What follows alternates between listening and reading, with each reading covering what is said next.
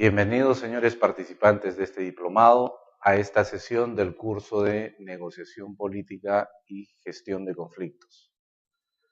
Como ustedes conocen, en todo ámbito de la sociedad podemos desarrollarnos y en ellos encontrar permanentemente el conflicto. Averiguar sobre esto es el primer término sobre el cual vamos a fundamentar nuestra participación. Partimos de la noción básica de qué cosa es un conflicto. Ante ello, podemos advertir que conflicto es la situación en que dos personas, instituciones, naciones e incluso estados desean llevar a cabo acciones que son mutuamente inconsistentes. La política, por sí misma, en autores como Maurice Duverger, va a mostrar dos fases agonales, fases de conflicto, pero también fases de construcción o fases arquitectónicas. Esto nos va a decir entonces que en toda gestión de administración gubernamental va a estar presente el conflicto como una condición inherente a la política. Además, el conflicto ocurre cuando dos o más personas o partes, en este caso, perciben que tienen una discrepancia de intereses.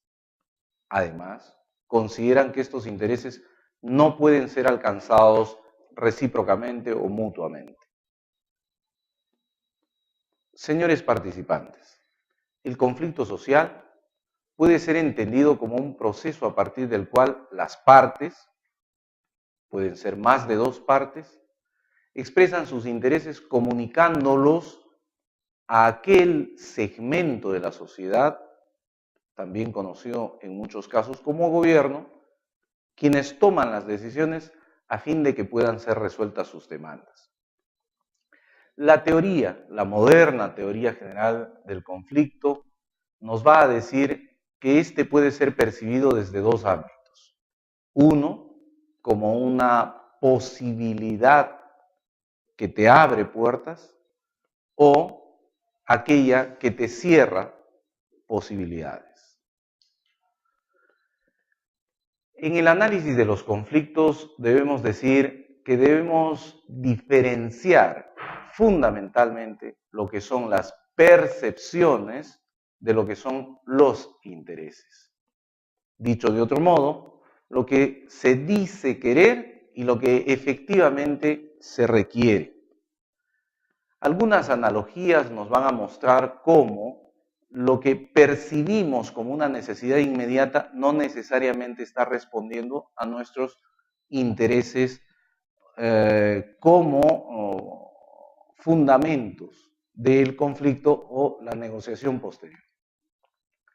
Asimismo, debemos advertir que cuando hacemos análisis de conflicto, hay que preguntarnos en qué momento apareció, cuáles son los protagonistas o actores, qué motivos, y entre ellos los intereses, existen para tal conflicto. ¿Este conflicto tiene un ámbito de realización focalizado o está extendido?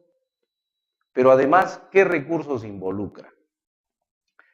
Permanentemente encontramos en la realidad acciones de conflicto vinculadas a distinta temática. Conflictos medioambientales, conflictos laborales, conflictos de seguridad, etcétera, etcétera, etcétera. Es por ello siempre menester empezar trabajando el análisis de los conflictos haciendo una matriz de caracterización, pero también levantando una información básica como un mapa de actores.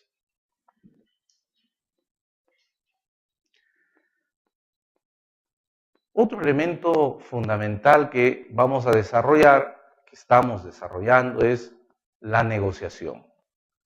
Esta se aboca cuando previamente se tiene ya identificado un elemento problemático. Entonces, la negociación solo podrá iniciarse cuando se identifique una situación problemática, es decir, cuando las partes encuentren diferencias en sus intereses y logren comunicación asertiva, una comunicación eficaz en función de esta identificación. Asimismo, debemos decir que la negociación tiene por finalidad eliminar, o cuando menos minimizar, esas diferencias. Dentro de los varios instrumentos para resolver los conflictos, vamos a encontrar la conciliación, la mediación y este elemento, entre otros, que es la negociación. Debemos entender que el enfoque de resolución de conflictos responde a una necesidad puntual que es menor al enfoque que podemos darle en cuanto a gestión de conflictos. Esto no solamente tiene que ver con una diferencia terminológica, sino de concepción de cómo nos abocamos a un conflicto. Cuando se negocia, debemos tener presente de que uno se enfrenta a problemas. Usualmente, por error, los identificamos con personas y entonces incorporamos, los hacemos inherentes a nuestras percepciones, no logrando resolver, más bien complejizando el abocamiento a este conflicto desde su raíz problemática.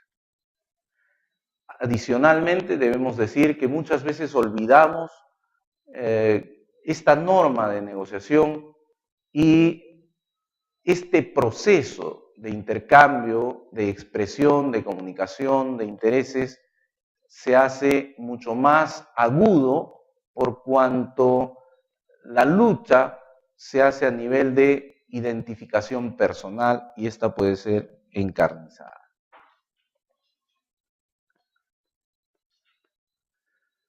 Asimismo, la negociación como tal puede ser un paso, un nivel desde el reconocimiento de un problema, pero asimismo puede entrañar otros varios problemas. Suelen decir los autores que negociar parte de negociar qué se va a negociar. Es decir, el proceso en general, en una perspectiva, en una prospectiva, debe ir desarrollando posibles escenarios desde aquellas finalidades que se están buscando. No siempre una negociación nos va a conducir a lograr acuerdos inmediatos. Eso responderá a la naturaleza del conflicto al cual nos estemos abocando. ¿Cuáles son los problemas más frecuentes con los que se encuentra la negociación dentro de la gestión de conflictos?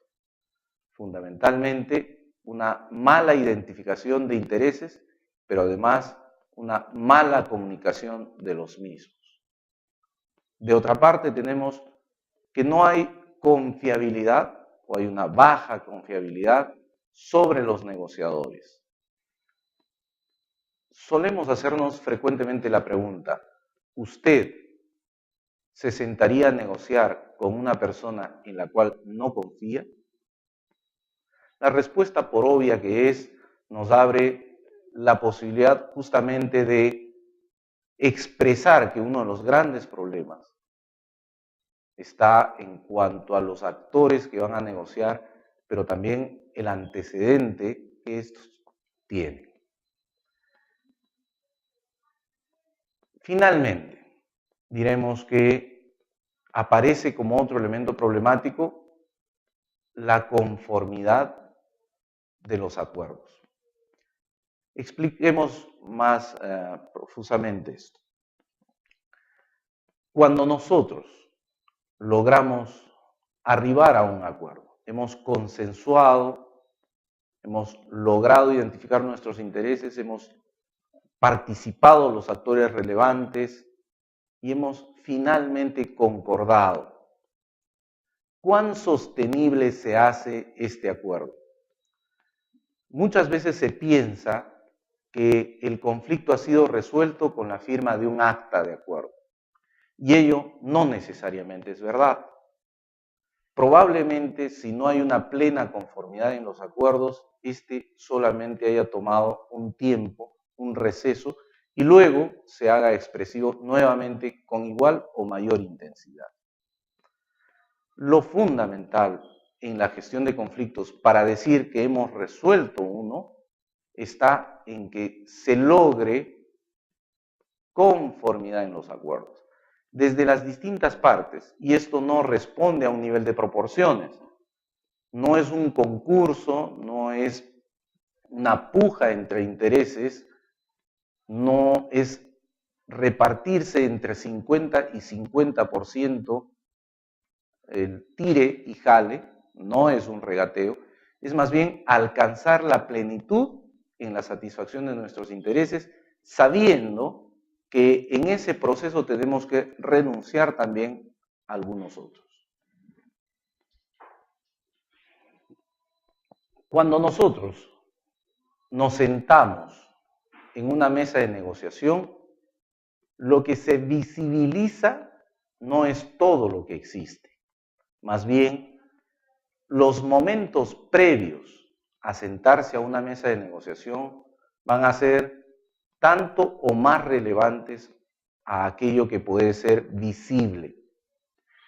Me estoy refiriendo a que hay una secuencia previa y debe esta estar asistida por sistemas de planificación, por fases de planificación, de modo que hasta la improvisación esté comprendida en la planificación.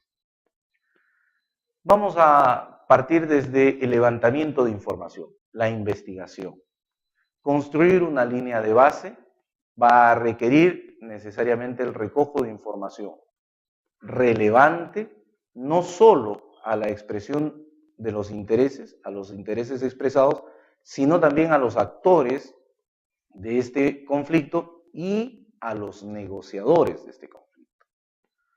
Cuando hemos acopiado la información, cuando tenemos todo el volumen de información, necesitamos sistematizarla, ordenarla, aquella que pueda tener un orden de relevancia mayor y por orden de prioridad ir en escalada organizando la información. Cuando hemos sistematizado esta información, estamos en condiciones de hacer análisis de ella. Y solo cuando tenemos ya un análisis completo, lo más fidedignamente posible, podremos ir a esa mesa de negociación, es decir, pasar a la acción de negociación. Estando en la mesa de negociación, no podemos caer en el error de que todo lo que hemos recogido es inamovible o no es modificable. Más bien, debemos ir en permanentes acciones de realimentación. Lo que algunos autores, fundamentalmente americanos, llaman el feedback. Este proceso de realimentación de flujos de información nos van a permitir evaluar no solo el progreso de los intereses, sino también el desempeño de los actores en la negociación. Y esto siempre es aconsejable desde la perspectiva de los negociadores, pero también del controller que va haciendo el seguimiento al progreso de la negociación. Ya en el abocamiento específico, ya en el acto mismo de negociación, tenemos que precisar que hay dos grandes estrategias, aquellas que parten desde la competencia y aquellas que parten desde la perspectiva de la complementación o la cooperación. Los esquemas ganar-perder o ganar-ganar.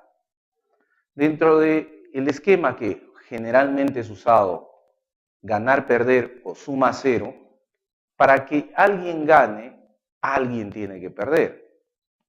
Y entonces, desde simbólicamente una pequeña torta, si yo quiero el máximo de la torta, voy a hacer que el otro coja el menor porcentaje posible y fijamos una línea de competencia donde vamos a ir regateando y desde la base de posiciones más que de intereses.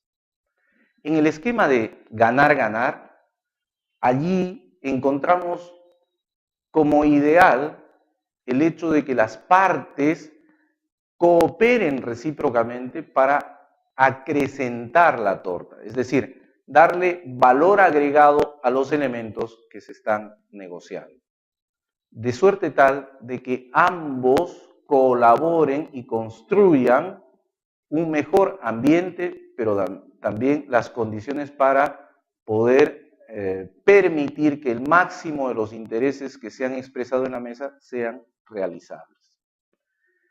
Entre las tácticas que se usan, por citar algunas, están las de desarrollo y las de presión. Aquellas que se sostienen en el tiempo, pero aquellas también en las cuales se va poniendo un énfasis y se va condicionando al otro agente negociador. Entre algunas de las estrategias más conocidas están las de desgaste de la contraparte, la de ataque frontal, las de estratagemas o aquellas engañosas, las de ultimátum, donde se le fija a la contraparte o aceptas o me voy, por citar un ejemplo, aquella que apela a la autoridad superior. Esto se tiene que hacer así porque yo soy quien tiene la autoridad, muchas veces es empleado por el Estado o por aquella parte predominante o con mayores capacidades de recursos. El tiempo a beneficio, dilatar el tiempo para generar presión en la otra parte y así haya una urgencia por arribar a acuerdos. El hombre bueno, hombre malo, o policía bueno, policía malo, donde se ofrecen dos lados de la negociación en paralelo para condicionar el escoger un camino a la contraparte. Podríamos enumerar muchas otras, hay una abundante bibliografía al respecto y seguramente tendremos mayor oportunidad de hacerlo más adelante. Cuando nos abocamos al término de la negociación, debemos decir que en general las negociaciones pueden llegar a acuerdos o pueden no tener ese efecto. Puede ser que la negociación sea solamente, o puede exhibir como logro más importante, solamente el seguir negociando. Ese ya es un valor importante. El hecho de que no lleguemos en un plazo determinado a ponernos de acuerdo no quiere decir que en el tiempo no nos podamos poner de acuerdo. Eso estará sujeto a las necesidades, pero también a las capacidades que exhiba este mismo proceso. Hay negociaciones simples que pueden terminar en una semana, de pronto en horas, y otras que pueden tomar no solo meses, sino años. Gerardo Lechevalier solía decir que un proceso de desarme en el cual él había participado había tomado 15 años de negociación. Gerardo, que tenía mucha experiencia al respecto, sabía la complejidad de lo que ello implicaba. Y podemos citar como un ejemplo de desarme aquel que emprendió el gobierno colombiano con las FARC en lo que se negoció como primer término, dónde se iba a negociar. Aspectos como esto entonces nos ponen en el hecho de que el tiempo es un factor condicionante también que interviene en la negociación. Al concluir la negociación, debe mantenerse al máximo la meticulosidad, es una exigencia en estricto que se traduzcan los intereses en un acta y que estos posteriormente se implementen en actos. Aquella negociación que está registrada claramente, sencillamente en un acta, comprensible para todas las partes, tiene un margen alto de avance.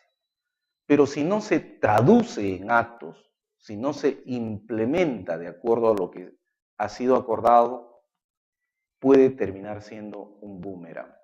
Aquello que se pretendió resuelto retomará, como lo hemos dicho ya antes, probablemente con mayor fuerza, con la desventaja de que habrá perdido credibilidad aquella mesa de negociación y, por cierto, los operadores de aquella mesa de negociación. Al romperse una negociación sin acuerdo, esta debe ser considerada como una nueva oportunidad para negociar. Lo peor que puede ocurrir a una mesa de negociación o a un problema, a un conflicto, es que se piense que ya no es posible negociar.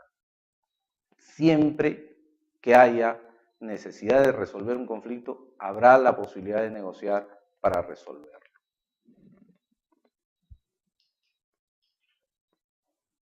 Señores participantes, agradezco por su atención. La política, por sí misma, en autores como Maurice Duverger, va a mostrar dos fases agonales, fases de conflicto, pero también fases de construcción o fases arquitectónicas. Esto nos va a decir entonces que en toda gestión de administración gubernamental va a estar presente el conflicto. Señores participantes, el conflicto social puede ser entendido como un proceso a partir del cual las partes, pueden ser más de dos partes, expresan sus intereses comunicándolos a aquel segmento de la sociedad, también conocido en muchos casos como gobierno, quienes toman sobre el cual vamos a fundamentar nuestra participación. Partimos de la noción básica de qué cosa es un conflicto. Ante ello, podemos advertir que conflicto es la situación en que dos personas, instituciones, naciones e incluso estados desean llevar a cabo acciones que son mutuamente inconsistentes. Bienvenidos, señores participantes de este diplomado, a esta sesión del curso de Negociación Política y Gestión de Conflictos. Como ustedes conocen, en todo ámbito de la sociedad podemos desarrollarnos y en ellos encontrar permanentemente el conflicto. Averiguar sobre esto es el primer término como una condición inherente a la política. Además, el conflicto ocurre cuando dos o más personas, o partes en este caso, perciben que tienen una discrepancia de intereses. Además, consideran que estos intereses no pueden ser alcanzados recíprocamente o mutuamente.